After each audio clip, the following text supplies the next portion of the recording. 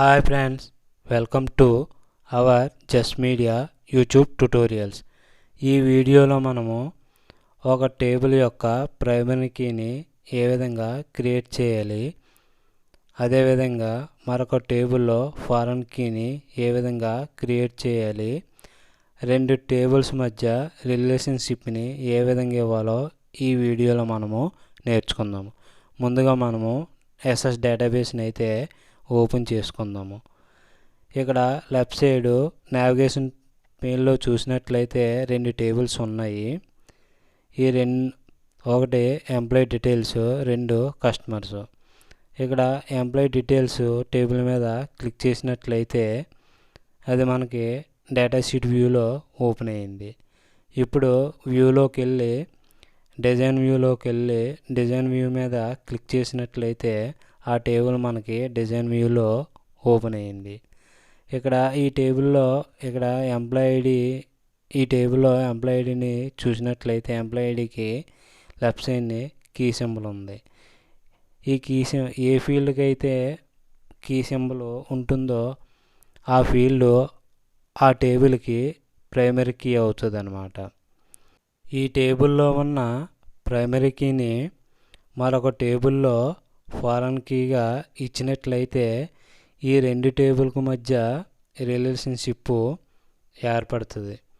అదేవిధంగా ఎంప్లాయీ నేము, designation, department వీటిని కూడా మనం ప్రైమరీ కీ కింద ఇవ్వచ్చు.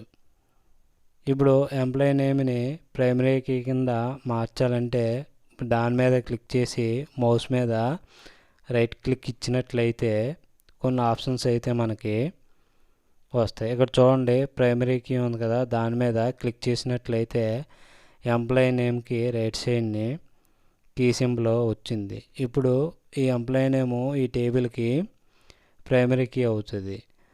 మనకి యాక్చువల్గా ప్రతి టేబుల్కి ఐడితో ఉన్న ఫీల్డ్ మనం ప్రైమరీ కీ కింద ఇచ్చుకోవాలన్నమాట. అందు గురించి మనము ఎంప్లాయీ ఐడిని ప్రైమరీ కీ కింద ఇచ్చుకుందాం. ఇప్పుడు ఈ టేబుల్ మనము సేవ్ చేసుకుందాం.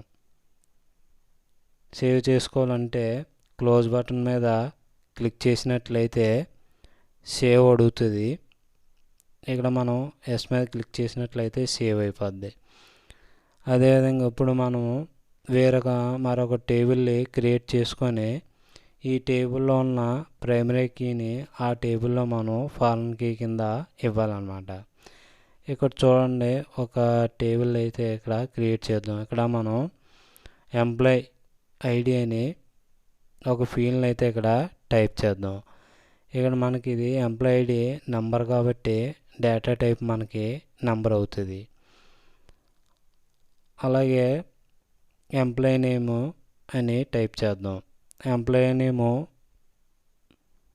డేటా టైపు టెక్స్ట్ అవుతుంది. అలాగే ఫాదర్ నేమ్ కూడా డేటా టైపు టెక్స్ట్ అవుతుంది. అలాగే ల్యాండ్ మార్క్ అని టైప్ చేద్దాము, ఇది కూడా డేటా టైపు టెక్స్ట్ అవుతుంది. అలాగే విలేజ్ పోస్ట్ అని టైప్ చేద్దాము, ఎంటర్ చేద్దాము, డేటా టైపు టెక్స్ట్ అవుతుంది. నెక్స్ట్ సిటీ అని టైప్ చేద్దాము, డేటా టైపు టెక్స్ట్ అవుతుంది. నెక్స్ట్ స్టేట్ అని టైప్ చేద్దాము, డేటా టైపు టెక్స్ట్ అవుతుంది. నెక్స్ట్ పిన్ కోడ్ అని టైప్ చేద్దాము, డేటా టైపు నెంబర్ అవుతుంది. ఇక డేటా టైపు నెంబర్ అని ఇవ్వాలి. ఇప్పుడు ఈ ఫీల్డ్స్ని ఎంటర్ చేసిన తర్వాత క్లోజ్ మీద క్లిక్ చేసినట్లయితే మనకి ఇక్కడ సేవ్ అడుగుతుంది. ఎస్ మీద క్లిక్ చేయాలి. క్లిక్ చేస్తే చూడండి, టేబుల్ నేమ్ అడిగింది. ఇక్కడ మనం ఈ టేబుల్ ఎంప్లాయీ అడ్రస్ అని ఈ టేబుల్కి అయితే ఇచ్చి ఓకే చేద్దాం. ఇక్కడ చూడండి, there is no primary key define అని అడుగుతుంది. అంటే దీనికి ప్రైమరీ కీ ఇవ్వాలా వద్దా అని అడుగుతుంది. ప్రతి టేబుల్కి ప్రైమరీ కీ ఇవ్వాలి కాబట్టి అక్కడ ఎస్ మీద క్లిక్ చేద్దాము. క్లిక్ చేస్తే ఆటోమేటిక్గా అది ప్రైమరీ కీని అయితే తీసుకుంటుంది. చూడండి, ఇక్కడ మనకి నావిగేషన్ పేన్లో యాడ్ అయింది ఎంప్లాయీ అడ్రస్ అని. చూడండి, దీన్ని ఓపెన్ చేసి ఇక్కడ వ్యూలోకి వెళ్దాం. వ్యూలోకి వెళ్ళి డిజైన్ వ్యూలోకి వెళ్తే ఇక్కడ చూడండి ఐడి ఉంది కదా, ఐడికి రైట్ సైడ్ని మనకి కీ సింబల్ కనబడింది. ఈ టేబుల్కి ఇది ఐడి అన్నది ప్రైమరీ కీ అవుతుంది. ఇక్కడ చూడండి ఎంప్లాయీ ఐడి ఉంది కదా, అది ఫారెన్ కీ అవుతుంది. ఇప్పుడు మనం క్రియేట్లోకి వెళ్ళి క్వారీ డిజైన్లోకి వెళ్తే ఒక టేబుల్ అయితే షో టేబుల్ అయితే ఇక్కడ డిస్ప్లే అయింది. ఈ షో టేబుల్లో మనకి 3 టేబుల్స్ మనం క్రియేట్ చేసిన 3 టేబుల్స్ ఇక్కడ వచ్చాయి. ఇక్కడ ఎంప్లాయీ డీటెయిల్స్ టేబుల్ అలాగే ఎంప్లాయీ అడ్రస్ టేబుల్, ఈ 2 టేబుల్ మనం ఇక్కడ యాడ్ చేసుకుందాం. చూసినట్లయితే 2 టేబుల్స్కి మధ్యని డిఫాల్ట్గా రిలేషన్షిప్ లింక్ అయితే ఏర్పడింది. ఈ టేబుల్లో ఉన్న ఎంప్లాయీ ఐడికి ఈ టేబుల్లో ఉన్న ఎంప్లాయీ ఐడికి లింక్ అయితే వచ్చింది. ఇప్పుడు ఆ లింక్ మీద క్లిక్ చేసినట్లయితే ఇక్కడ డిలీట్ ఉంది కదా, డిలీట్ మీద క్లిక్ చేస్తే లింక్ పోద్ది. ఇప్పుడు ఈ టేబుల్లో ఉన్న ఎంప్లాయీ ఐడి మీద క్లిక్ చేసి ఈ టేబుల్లో ఉన్న ఎంప్లాయీ ఐడి మీదకి డ్రాగ్ అండ్ డ్రాప్ చేసినట్లయితే ఆ 2 టేబుల్కి మధ్యని ఒక లింక్ అయితే వస్తుంది. ఇప్పుడు అలాగే ఈ ఎంప్లాయీ ఐడీస్కే కాకుండా ఇక్కడ ఎంప్లాయీ నేమ్ ఉంది కదా, ఎంప్లాయీ నేమ్కి ఈ టేబుల్లో ఉన్న ఎంప్లాయీ నేమ్కి కూడా లింకు పెట్టచ్చు. అదేవిధంగా ఫాదర్ నేమ్ ఉంది కదా, ఫాదర్ నేమ్ ఈ టేబుల్లో ఉన్న ఫాదర్ నేమ్కి ఈ టేబుల్లో ఉన్న ఫాదర్ నేమ్కి కూడా రిలేషన్షిప్ అయితే ఇవ్వచ్చు. ఇప్పుడు ఆ లింక్ మీద క్లిక్ చేసి మౌస్లో రైట్ క్లిక్ ఇచ్చినట్లయితే జాయిన్ ప్రాపర్టీస్ అని వచ్చింది. దాని మీద క్లిక్ చేసినట్లయితే ఒక టేబుల్ అయితే డిస్ప్లే అయింది. ఈ టేబుల్లో లెఫ్ట్ సైడ్ ఉన్న టేబుల్ అలాగే రైట్ సైడ్ ఉన్న టేబుల్ అలాగే లెఫ్ట్ సైడ్ ఉన్న టేబుల్లో ఉన్న కాలము రైట్ సైడ్ ఉన్న టేబుల్ ఉన్న కాలమ్ని ఇది మనకి చూపిస్తుంది. ఈ టేబుల్లో